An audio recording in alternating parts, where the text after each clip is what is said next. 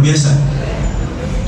Jadi dari sisi aset 10 kali lipat, dari sisi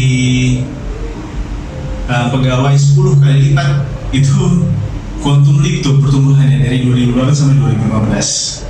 Nah, di saat itu ada bisnis SMI, ada bisnis lain muncul, Daya nanti saya akan cerita banyak.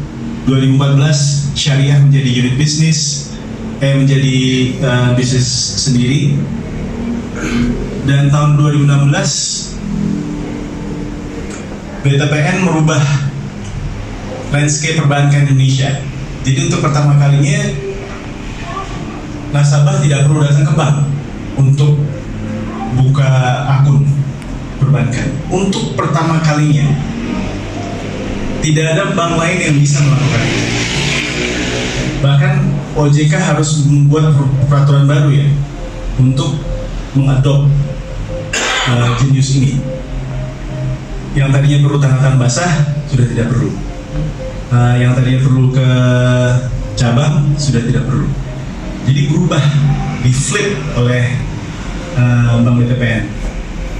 Nah sekarang sudah berapa berarti? Udah 8 tahun ya Genius. Kemudian 2019 kita merger. Nah merger ini mengakibatkan satu, perubahan nama. Kita sudah bukan Bank Tabungan Pensiunan Nasional lagi, tapi menjadi Bank BTPN, gitu, teman-teman.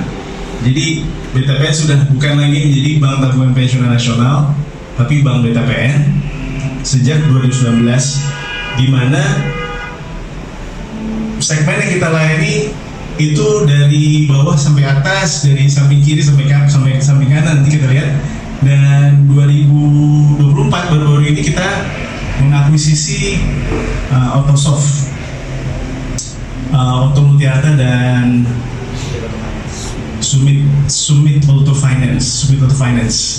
Jadi pembiayaan kendaraan 2 dan kendaraan 4. Next.